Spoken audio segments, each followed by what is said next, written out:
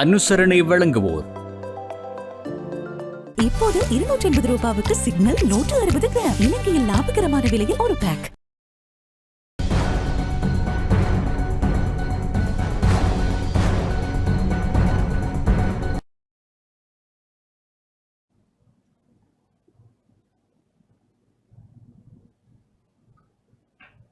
வணக்கம்.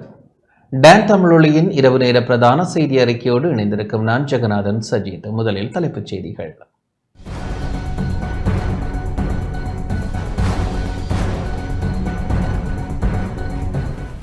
நாட்டை முன்னேற்ற வெறும் வார்த்தைகளால் மட்டுமல்லாது செயல்களாலும் அபிவிருத்தியை யதார்த்தமாக்க வேண்டும் என எதிர்க்கட்சித் தலைவர் வலியுறுத்தல். முள்ளிவாய்க்கால் நினைவேந்தல் வாரத்தை முன்னிட்டு வடக்கில் முள்ளிவாய்க்கால் கஞ்சி வழங்கல். விசேட சுற்றிவளைப்பு நடவடிக்கையின் போது 207 சந்தேக நபர்கள் கைது. பெண்களுக்கு எதிரான வன்முறைகளுக்கு எதிர்ப்பு தெரிவித்து யாழ்ப்பாணம் வேலணையில் போராட்டம்.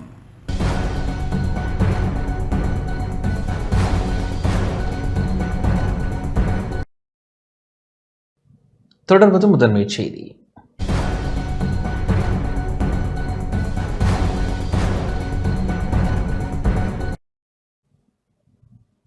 நாட்டை முன்னேற்ற புதிய வாய்ப்புகளை தேட வேண்டும் என எதிர்க்கட்சித் தலைவர் சஜித் பிரேமதாச தெரிவித்துள்ளார்.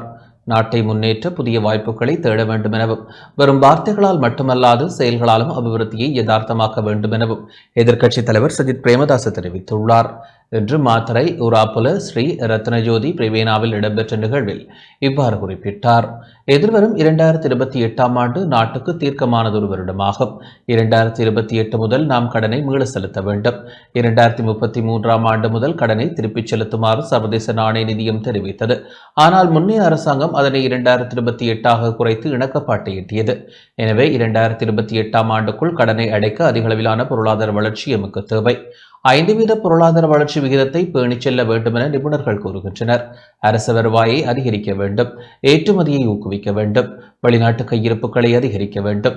இவற்றை செய்ய முடியாவிட்டால் நமது நாடு மீண்டும் ஒரு பொருளாதார, சமூக மற்றும் அரசியல் ரீதியான துயரத்தை நோக்கி செல்லும். இந்த யதார்த்தத்தை நாம் புரிந்து கொண்டு ஒவ்வொரு சந்தர்ப்பத்திலும் நாட்டிற்கு மதிப்பு சேர்க்க வேண்டும். நாடு வீழ்ச்சி கண்டால் அது அரசியல், இன, மத அல்லது வர்க்க வேறுபாடுகளை பொருட்படுத்தாமல் அனைவரையும் பாதிக்கும். புதிய வாய்ப்புகளை தேட வேண்டும். வெறும் வார்த்தைகளால் மட்டுமல்லாது செயல்களாலும் அபிவிருத்தியை யதார்த்தமாக்க வேண்டும். இலவச கல்வி மூலம் சிறார்களுக்கு நவீன கல்வியை வழங்குவது அனைவரினதும் பொறுப்பாகும். இலவச கல்வி முறையில் ஸ்மார்ட் திரைகள், கணினிகள், லேப்டாப், கணினிகள் போன்றவை பயன்பாட்டில் இல்லை. கல்வியை மனித உரிமையாக்கி அந்த குறைபாடுகளை நிவர்த்தி செய்ய நாம் உறுதி பூண வேண்டும். இலவச கல்வியும் இலவச சுகாதாரமும் மக்களின் வாழ்க்கையை பாதிக்கும் விடயங்களாகும். எனவே இவை மனித உரிமைகளாக அமைந்து காணப்பட வேண்டும். இதில் சிவில் மற்றும் அரசியல் உரிமைகள் மட்டுமல்லாது சமூக, பொருளாதார, அரசியல், கலாச்சார, கல்வி மற்றும் சுகாதார உரிமைகளும் அடங்க வேண்டும். மொத்த உள்நாட்டு உற்பத்தியை அதிகரிப்பது குறித்து பேசி வருகின்றோம். இதற்கு தனிநபர் பங்களிப்பை கணக்கிட வேண்டும் என குறிப்பிட்டுள்ளார்.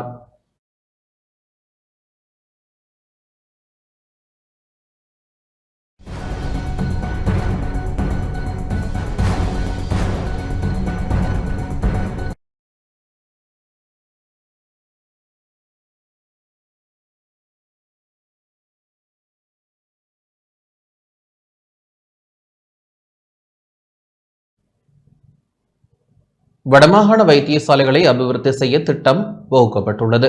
வடமாகாணத்தில் உள்ள அனைத்து பிராந்திய மருத்துவமனைகளையும் சிறப்பு 5 திட்டத்தின் கீழ் அபிவிருத்தி செய்ய நடவடிக்கை எடுக்கப்பட்டுள்ளது. வடக்கு மாகாணத்தில் கிளிநொச்சி, முல்லைத்தீவு, யாழ்ப்பாணம், மன்னார் மற்றும் வவுனியா மாவட்டங்களில் உள்ள அனைத்து பிராந்திய மருத்துவமனைகளும் வடமாகாண சபையின் ஆதரவுடன் 5 மேம்பாட்டு திட்டத்தின் கீழ் அபிவிருத்தி செய்யப்பட்டு வருவதாகவும், மாகாணத்தில் வாழும் கிராமப்புற மக்களுக்கு சிறந்த மற்றும் வினைத்திறனான சுகாதார சேவைகளை வழங்க தேவையான நடவடிக்கைகள் எடுக்கப்பட்டு வருவதாகவும் சுகாதார மற்றும் வெகுஜன ஊடக அமைச்சர் டாக்டர் நளின ஜெயதிச தெரிவித்துள்ளார். வடமாகாணத்தின் மன்னார் மாவட்டத்தில் உள்ள பல மருத்துவமனைகளுக்கு அண்மையில் சிறப்பு ஆய்வு விஜயம் மேற்கொண்ட போதே அமைச்சர் இந்த கருத்தை வெளியிட்டார். முள்ளிவாய்க்கால் நினைவேந்தல் வாரத்தை முன்னிட்டு யாழ்ப்பாணத்தில் முள்ளிவாய்க்கால் கஞ்சி வழங்கப்பட்டது. வலிந்து காணாமலாக்கப்பட்டவர்களின் உறவினர்களின் ஏற்பாட்டில் யாழ்ப்பாணம் நல்லூரில் இன்று முள்ளிவாய்க்கால் கஞ்சி வழங்கப்பட்டது. நல்லூரில் உள்ள தியாகதீபம் திலீபனின் நினைவாலயத்திற்கு முன்பாக முள்ளிவாய்க்கால் கஞ்சி காய்ச்சப்பட்டு வீதியால் சென்ற மக்களுக்கு வழங்கப்பட்டது. இதில் குரலற்றவர்களின் குரல் அமைப்பினர், பொது அமைப்புகளின் பிரதிநிதிகள் இணைந்திருந்தனர்.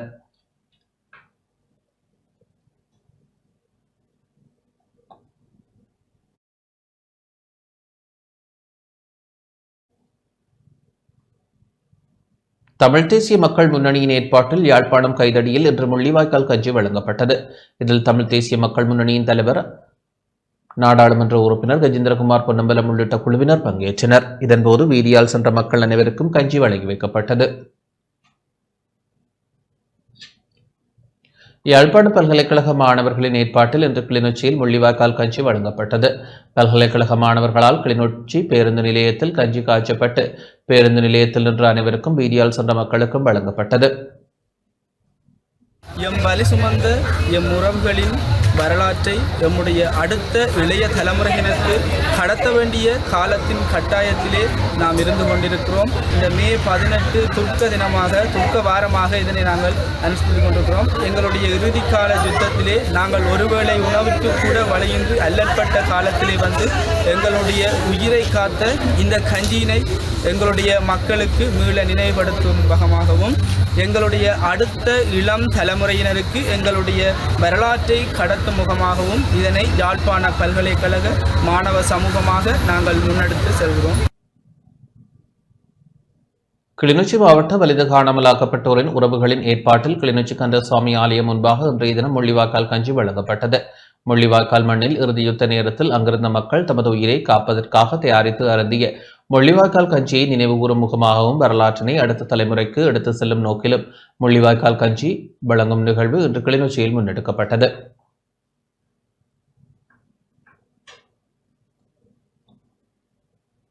யாழ் பல்கலைக்கழக வவுனியா கலைப்பீட மாணவர் ஒன்றியத்தினரால் ஆரம்பித்து வைக்கப்பட்ட முள்ளிவாய்க்கால் கஞ்சி வழங்கும் நிகழ்வு வவுனியா பிரதான தபால் நிலையத்திற்கு முன்பாக இன்று முன்னெடுக்கப்பட்டது. இதேவேளை காணாமலாக்கப்பட்ட உறவுகளின் சங்கத்தினரால் வவுனியா இலிப்பேடி பகுதியில் முள்ளிவாய்க்கால் கஞ்சி வழங்கும் நிகழ்வு முன்னெடுக்கப்பட்டது. குறித்த நிகழ்வுகளில் பொதுமக்கள் பலர் உணர்வுபூர்வமாக கலந்து கொண்டு கஞ்சி அருந்தி சென்றமை குறிப்பிடத்தக்கது.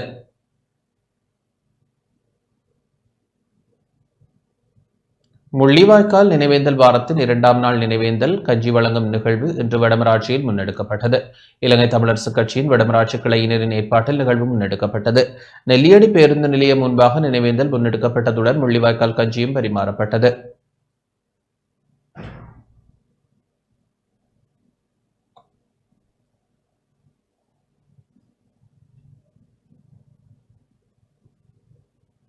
முல்லைத்தீவு முள்ளியவளை சந்தியம்மன் ஆலயம் முன்பாகவும் முள்ளிவாய்க்கால் கஞ்சி வழங்கப்பட்டது. முல்லைத்தீவு மாவட்டத்தின் முள்ளியவளை சந்தியம்மன் ஆலயம் முன்பாக கரைதுறை பெற்ற பிரதேச சபைக்கு தெரிவான உறுப்பினர்களான யூட் பிரசாத், அமலன் மற்றும் சமூக செயற்பாட்டாளர்கள் மக்கள் இணைந்து முள்ளிவாய்க்கால் கஞ்சி வழங்கும் நிகழ்வில் ஈடுபட்டனர்.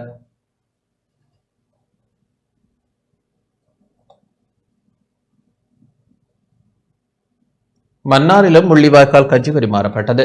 மாவட்ட வலிந்து காணாமலாக்கப்பட்ட உறவுகளை தேடும் குடும்பங்களின் சங்கத்தின் ஏற்பாட்டில் இன்று மதியம் மன்னார் பள்ளிமுனை பெருக்கு மரத்தடி பகுதியில் முள்ளிவாய்க்கால் நினைவேந்தல் வாரத்தையொட்டி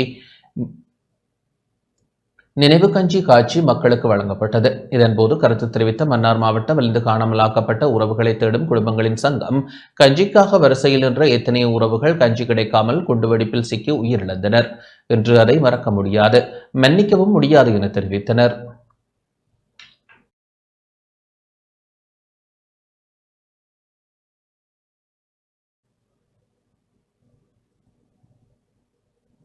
மக்கள் நேய ஆட்சியை உருவாக்க முறைமை மாற்றம் அவசியம் என மக்கள் போராட்ட முன்னணியின் தேசிய குழு உறுப்பினர் மார்க்ஸ் பிரபாகர் தெரிவித்துள்ளார்.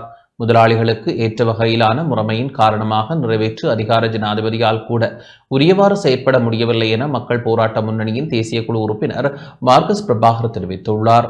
டான் தமிழொலியில் ஞாயிற்றுக்கிழமை ஒளிபரப்பான நேர்கொண்ட பார்வை நிகழ்ச்சியில் எழுப்பப்பட்ட கேள்விக்கு பதிலளித்த போதே அவர் இதனை தெரிவித்தார். அரசாங்கம் தொடர்ச்சியாக பொய் உரைக்கின்றது என்ற ஒரு கருத்து அல்லவா முன்வைக்கப்படுகின்றது. உண்மையில் அத்தகைய நிலைதான் காணப்படுகின்றதா? மக்கள் போராட்ட முன்னணி எவ்வாறாக இதனை காண்கின்றது? ஏனெனில் உங்களுடைய அணியினர் ஏற்கனவே கூறியிருந்தீர்கள், பிரதான எதிரணியாக ஐக்கிய மக்கள் சக்தி இருக்கிறது. இருந்தாலுமே கூட அந்த அணிகளை பார்க்கிலும் மக்கள் போராட்ட முன்னணி தான் உண்மையில் எதிரணி என்று குறிப்பிட முடியுமான ஒரு அணியாக இருக்கின்றது என்று. ஆகவே இந்த அரசாங்கத்தினுடைய நகர்வை நீங்கள் ஒரு எதிரணியில் இருக்கின்றீர்கள் என்றால் எவ்வாறு காண்கின்றீர்கள்? மக்கள், அதாவது ஏனைய எதிர்க்கட்சிகள் குறிப்பிடுகின்றதை போன்று அரசாங்கம் பொய்தான் உரைக்கின்றதா? இந்த முறைமை என்பது நான் அநேக இடங்களில் கூறி வருவதுதான், இந்த முறைமை என்பது முதலாளிகளுக்கு அல்லது அந்த வர்க்கத்திற்கு சாதகமாக சகல சட்ட திட்டங்களையும் அமைத்து வைத்திருக்கின்றது. எனவே அதை மீறி ஜனாதிபதியாக அனிலகுமார திசாநாயக்கவுக்கோ அல்லது பாராளுமன்றத்தில் இருக்கக்கூடிய இந்த அமைச்சரவை அந்தஸ்துள்ள அமைச்சர்கள் அல்லது பாராளுமன்ற உறுப்பினர்களுக்கோ அதை தாண்டி தாங்கள் நினைத்தாலும் கூட, தாங்கள் கனவு கண்டாலும் கூட அவற்றை செயற்படுத்த முடியாத ஒரு நிலைமைகள் தான் இருக்கின்றது. இந்த நிறைவேற்ற அதிகாரம் இருக்கின்றது என்பதற்காக அவ்வாறான தீர்மானங்கள் எடுக்க முடியாத ஒரு ஒரு ஒரு இக்கட்டான நெருக்கடிக்குள் ஜனாதிபதி உள்ளிட்ட அரசாங்கம் தள்ளப்பட்டிருக்கின்றது. இதனால் தான் நாங்கள் மக்கள் போராட்ட முன்னணி என்ற வகையில் நாங்கள் மிக தெளிவாக கூறுகின்றோம், மக்கள் சார்பான ஒரு ஆட்சி முறையை ஏற்படுத்த வேண்டும் என்றால் இந்த முறைமையில் மாற்றங்களை கொண்டு வர வேண்டும். விசேட சுற்றிவளைப்பு நடவடிக்கையின் போது 207 சந்தேக நபர்கள் கைது செய்யப்பட்டுள்ளனர். பதில் போலீஸ் மாதிபரின் ஆலோசனைக்கமைய முன்னெடுக்கப்படும் போதைப்பொருள் சுற்றிவளைப்பு நடவடிக்கையின் போது நேற்றைய தினத்தில் அதிகளவு கஞ்சா போதைப்பொருள் தொகை மீட்கப்பட்டுள்ளதாக போலீஸ் தலைமையகம் தெரிவித்துள்ளது. அந்த வகையில் 70 கிராம் 626 மில்லிகிராம் ஹெரோயின் போதைப்பொருளுடன் 59 பேரும், 89 கிராம் 356 மில்லிகிராம் ஐஸ் போதைப்பொருளுடன் 87 பேரும், 82 கிலோ 506 கிராம் கஞ்சா போதைப் பொருளுடன் 58 பேரும் கைது செய்யப்பட்டுள்ளதாக போலீஸ் தலைமையகம் தெரிவித்துள்ளது.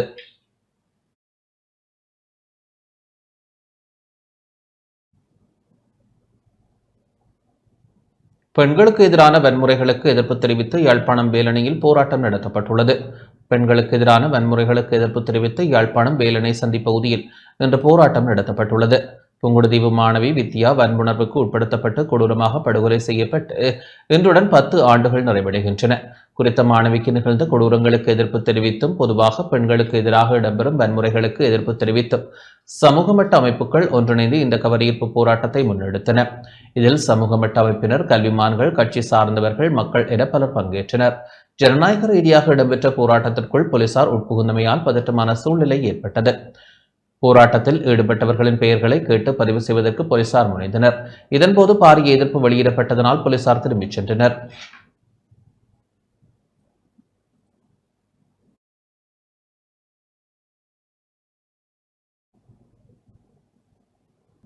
வெசாக் பண்டிகையை முன்னிட்டு கொழும்பில் வெசாக் வலயங்கள் நிர்மாணிக்கப்பட்டுள்ளன. வெசாக் பண்டிகையை முன்னிட்டு தலைநகர் கொழும்பில் ஜாதக கதைகளை மையமாக கொண்ட வெசாக் தோரணைகள் அமைக்கப்பட்டுள்ளன. அதேபோன்று வெசாக் வலயங்களும் நிர்மாணிக்கப்பட்டுள்ளன. வெசாக் வலயங்கள் தோரணைகளை பார்வையிடுவதற்காக ஏராளமான மக்கள் தலைநகருக்கு வருகை தந்துள்ளனர். கொழும்பின் முக்கிய பகுதியான பௌத்தாலோகம் மாவட்ட பகுதியில் இம்முறையும் வெசாக் வலயம் அமைக்கப்பட்டுள்ளது. ஆகவே ஏராளமான மக்கள் அதனை பார்வையிடுவதற்காக நேற்றிரவு வருகை தந்திருந்தனர்.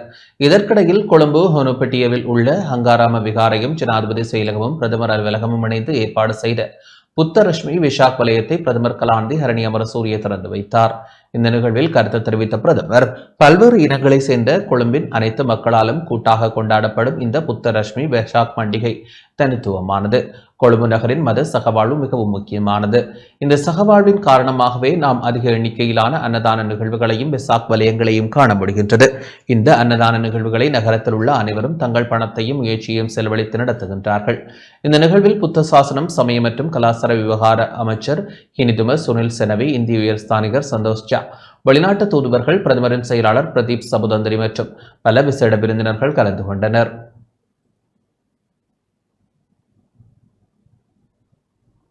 தேசிய வெசாக் வாரத்தை முன்னிட்டு மட்டக்களப்பு நகரில் நேற்று மாலை பல்வேறு நிகழ்வுகள் இடம்பெற்றதுடன் பொதுமக்களின் வருகை காரணமாக நகருக்குள் போக்குவரத்து நெரிசல்கள் ஏற்பட்டன. மட்டக்களப்பு தலைமையக போலீசாரின் ஏற்பாட்டில் நேற்று மாலை மட்டக்களப்பு நகருக்குள் தேசிய வெசாக் வார நிகழ்வுகள் இடம்பெற்றன. கிழக்கு மாகாண சிரேஷ்ட பிரதி போலீஸ் அதிபர் வர்ண ஜெயசுந்தர தலைமையில் இடம்பெற்ற நிகழ்வில் மட்டக்களப்பு மாவட்ட அரசாங்க அதிபர் ஜஸ்டினா முரளிதரன், மட்டக்களப்பு நீதவான் நீதிமன்ற நீதிபதி, மட்டக்களப்பு வர்த்தக சங்க தலைவர் மு செல்வராஜா மற்றும் பௌத்த மதகுரு அம்பட்டிய சுமணரத்ன தேரர், சிவஸ்ரீ முரசொலி மாறன் குருக்கள் உட்பட பலர் கலந்து கொண்டனர். இதன்போது மட்டக்களப்பு தலைமையக போலீஸ் நிலையத்திற்கு முன்பாக வெசாக் அலங்கார தோரணம் அம்பட்டிய சுமணரத்ன தேரர் மற்றும் அதிதிகளால் திறந்து வைக்கப்பட்டது. அதனைத் தொடர்ந்து மங்களராம விகாரை வளாகத்தில் மட்டக்களப்பில் உள்ள போலீஸ் நிலையங்களில் அமைக்கப்பட்ட வெசாக் கூடுகள் அதிதிகளால் திறந்து வைக்கப்பட்டன. இதன்போது பொதுமக்களுக்கான தன்சல் வழங்கும் நிகழ்வும் இடம்பெற்றது. வெசாக் நிகழ்வுகளை காண மட்டக்களப்பு மாவட்டத்தின் பல்வேறு பகுதிகளில் இருந்து பெருமளவான மக்கள் குழுமியதால் அப்பகுதியில் சன நெருக்கடி ஏற்பட்டதுடன் அவற்றை கட்டுப்படுத்துவதற்கு போலீசார் பெரும் பிரயத்தனங்களை முன்னெடுத்ததை காண முடிந்தது. மன்னார் மாதோட்டம் ரஜமுகா விகாரையில் விகாராதிபதி தலைமையில் நேற்று மாலை வெசாக் தின நிகழ்வுகள் இடம்பெற்றன. வெசாக் நிகழ்வில் போலீசார், ராணுவம், பொதுமக்கள் என நூற்றுக்கணக்கானவர்கள் கலந்து கொண்டனர். நிகழ்வில் கலந்து கொண்டவர்களுக்கு தானமும் வழங்கப்பட்டது.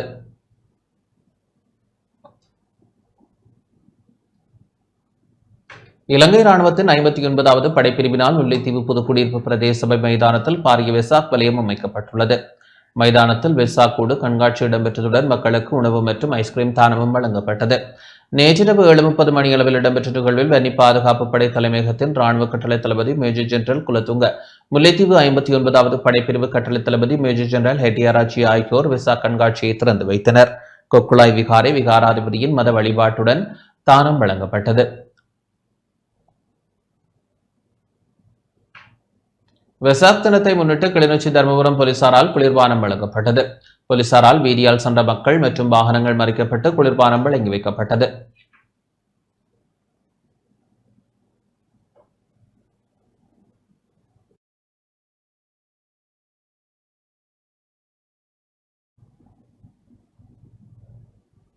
நுவரெலியாவில் போதைப்பொருள் ஒழிப்பு விழிப்புணர்வு திட்டம் முன்னெடுக்கப்பட்டது. போதைப்பொருள் ஒழிப்பு விழிப்புணர்வு நிகழ்ச்சி திட்டம் ஒன்று நுவரெலியா நகரில் இடம்பெற்றதாக நுவரெலியா மாவட்ட ஊடகப் பிரிவு தெரிவித்துள்ளது. தேசிய வெசாக் வாரத்துடன் இணைந்ததாக பொது பாதுகாப்பு அமைச்சு மற்றும் இடைக்கால மருந்துகள் கட்டுப்பாட்டு வாரியம் ஆகியவற்றால் செயல்படுத்தப்படும் போதைப்பொருள் தடுப்பு தொடர்பான விழிப்புணர்வு நிகழ்ச்சி திட்டம் இடம்பெற்றது. வெசாக் பூரணி தினமான நேற்றைய தினம் நுவரெலியா அசோகராம விகாரையில் நிகழ்வு இடம்பெற்றது. இந்நிகழ்வில் கல்வி பிரதியமைச்சர் மதுரா செனவரத்ன உள்ளிட்டோர் பங்கேற்றனர்.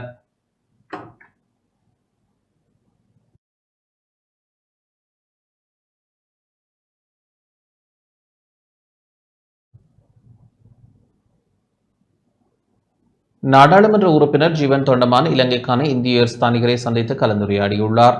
இலங்கைக்கான இந்திய உயர்ஸ்தானிகர் சந்தோஷ் ஜாவுடன் இலங்கை தொழிலாளர் காங்கிரசின் பொதுச் செயலாளரும் நாடாளுமன்ற உறுப்பினருமான ஜீவன் தொண்டமான் சந்தித்து கலந்துரையாடியுள்ளார். இந்த சந்திப்பு கொழும்பில் அமைந்துள்ள இந்திய இல்லத்தில் நேற்று மாலை இடம்பெற்றது. இதன்போது பல்வேறு முக்கிய விடயங்கள் குறித்து கலந்துரையாடப்பட்டுள்ளது. இதுகுறித்து கருத்து வெளியிட்ட ஜீவன் தொண்டமான் இந்திய இலங்கை உறவுகளை வலுப்படுத்துவது மற்றும் மலையகத்தில் இந்திய வம்சாவளி தமிழர்களின் மேம்பாட்டிற்கு இந்தியாவின் தொடர்ச்சியான ஆதரவு குறித்து இந்திய உயர்ஸ்தானிகர் சந்தோஷ் ஜாவுடன் சிறப்பான கலந்துரையாடலை மேற்கொண்டதாக தெரிவித்தார். மேலும் எமது சமூகத்திற்கான நீண்டகாலமான நட்பு மற்றும் அர்ப்பணிப்புகளுக்கு நன்றி தெரிவிப்பதாகவும் அவர் குறிப்பிட்டார்.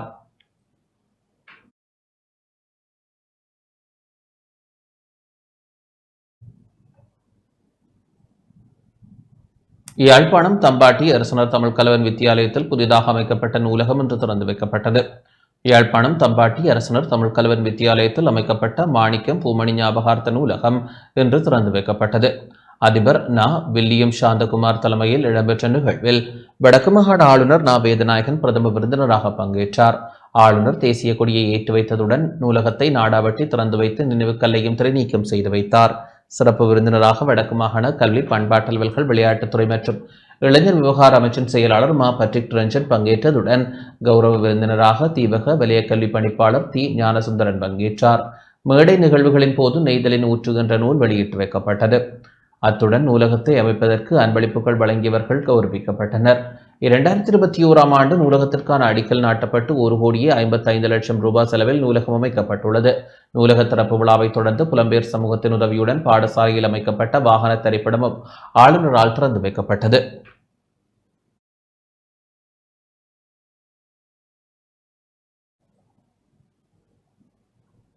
நுவரெலியா கரண்டியல்ல விபத்து தொடர்பில் விசாரணை நடத்துவதற்காக இவரடங்கிய விசேட போலீஸ் குழு நியமிக்கப்பட்டுள்ளது. நுவரெலியா கரண்டியல்ல பகுதியில் கடந்த ஞாயிற்றுக்கிழமை இடம்பெற்ற பேருந்து விபத்து தொடர்பில் விசாரணை நடத்துவதற்காக ஐவரடங்கிய விசேட போலீஸ் குழு நியமிக்கப்பட்டுள்ளது. பதில் போலீஸ் மாதிபர் பிரியந்த வீரசூரியவின் தலைமையில் இந்த குழு நியமிக்கப்பட்டுள்ளதாக போலீஸ் ஊடகப் பிரிவு தெரிவித்துள்ளது. ஐவரடங்கிய விசேட குழுவின் தலைவராக சிரேஷ்ட பிரதி போலீஸ் மாதிபர் அஜித் ரோஹண நியமிக்கப்பட்டுள்ளார். பேருந்து விபத்து குறித்து இந்த குழு விசாரணை நடத்த உள்ளதுடன் இவ்வாறான விபத்துக்களை தடுப்பதற்கான ஆலோசனைகளையும் இந்த குழு வழங்க உள்ளது.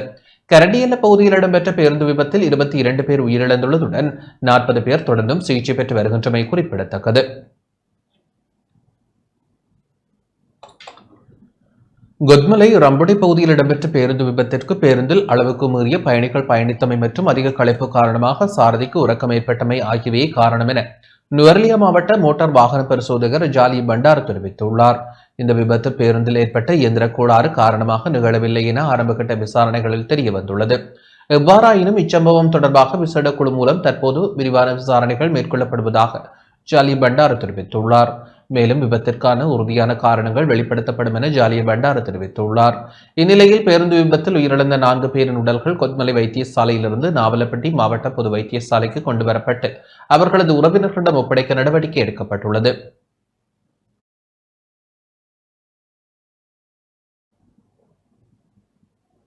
யாழ்ப்பாணம் இணுவில் பகுதியைச் சேர்ந்த கஜிஷனா தர்ஷன் என்ற சிறுமி உலகக்கிண்ண சதுரங்க போட்டிக்கு தெரிவாகியுள்ளார்.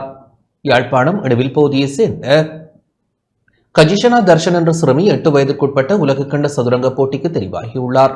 இந்த விடயம் தொடர்பில் சிறுமியின் தந்தையார் தர்ஷனும் சிறுமியும் யாழ்ப்பாணத்தில் ஊடக சந்திப்பை நடத்தியுள்ளனர். எனது மகள் 2025 இடம்பெறுகின்ற உலகக்கிண்ண போட்டியில் 8 வயதுக்குட்பட்ட பெண்கள் பிரிவில் பங்கு பெற்ற உள்ளார். உலக கிண்ண போட்டி மட்டுமன்றி இந்த வருடத்தில் 5 சர்வதேச இறுதிப் போட்டிகள் விளையாட இருக்கிறாங்க. கடந்த மாதம் மேற்கு ஆசிய இளையோர்களுக்கான போட்டி அல்பேனியாவில் நடைபெற்றது. அப்போ எங்களுக்கு அந்த போட்டியில் பங்கு பெற்றதுக்கு அனுசரணையாளர்கள் கிடைக்கல. அதால் அந்த போட்டி தவற விடப்பட்டிருக்கு. இந்த ஃபிடே உலக கிண்ண போட்டி தவிர்த்து இன்னும் 4 சர்வதேச இறுதிப் போட்டிகளில் பங்கு பெற்றதுக்கு இவங்க இருக்கிறாங்க. கடந்த வருடம் SLSEAல தேசிய ரீதியில் நடாத்தப்பட்ட சதுரங்க போட்டியில் முதலிடத்தை பெற்றிருந்தவங்க தாய்லாந்தில் இடம்பெற்ற ஆசிய பாடசாலைகள் இறுதிப் போட்டியில் கலந்து கொண்டு அங்கே எங்களுடைய நாட்டை பிரதிநிதித்துவப்படுத்தி நன்றாக விளையாடி இருந்தவங்க 2 வெண்கல பதக்கங்களை கண்ட்ரி மெடல்ஸ் என்று சொல்றது அதை 2 பெற்றுக்கொண்டிருக்கிறாங்க. உலக அளவில் ரேபிட் செஸ் தரப்படுத்தல 2ஆம் இடத்துல இருந்தவங்க. எமது நாட்டில் இருக்கிற 3 வகையான செஸ்லையும் ரேட்டிங் வைத்திருக்கிற 8 வயதுக்குட்பட்ட பெண்கள் பிரிவில் ரேட்டிங் வச்சிருக்கிற ஒரு பிளேயர். மேலும் எங்களுக்கு ஒரு சிறந்த அனுசரணையாளர்கள் கிடைக்கப்படும் பட்சத்தில் எங்களால் சர்வதேச மட்டங்களையும் சாதிக்க முடியும். நான் 2025 ஜோபியாவில் நடைபெறவுள்ள ஃபிடே உலக கிண்ணம் போட்டியில் பங்கு பற்றி தெரிவு செய்யப்பட்டுள்ளேன். யாழ்ப்பாணம் வடமராட்சி கிழக்கில் மண்கடத்தல் தொடர்ந்து வருவதாக மக்கள் தெரிவிக்கின்றனர். யாழ்ப்பாணம் வடமராட்சி கிழக்கு சம்பியன்பற்று வடக்கு பகுதியில் குடியிருப்பு பகுதிகளில் மண்கடத்தல் தொடர்ந்து வருவதாக மக்கள் தெரிவிக்கின்றனர். முன்னர் மணல் திட்டியாக இருக்கும் பகுதிகளில் இருந்து மணல் எடுத்து செல்லப்பட்ட நிலையில் தற்பொழுது கிராம பகுதியில் அதிகமாக கட்டடங்கள் அமைப்பதனால் மணல் அனுமதி கொடுக்கப்படாத நிலையில் மக்கள் குடியிருப்பு பகுதிகளில் மண்கடத்தல் இடம்பெற்று வருவதாக தெரிவிக்கின்றனர். இவ்வாறு மண்கடத்தல் தொடர்ந்தால் குறித்த கிராம பகுதியில் பாரிய பள்ளங்கள் ஏற்பட்டு மழைக்காலத்தில் நீர் தங்கி நிற்பதுடன் வெள்ள அபாயம் காணப்படுவதாக மக்கள் அச்சம் வெளியிட்டுள்ளனர்.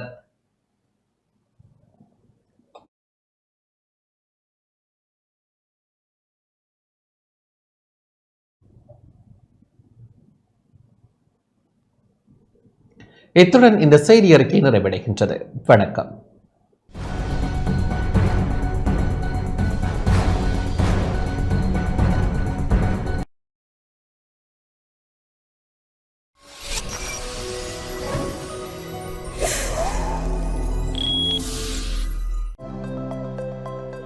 அனுசரணை வழங்கியோர் இப்போது 280 ரூபாவுக்கு சிக்னல் 160 கிராம். இலங்கையில் லாபகரமான விலையில் ஒரு பேக்.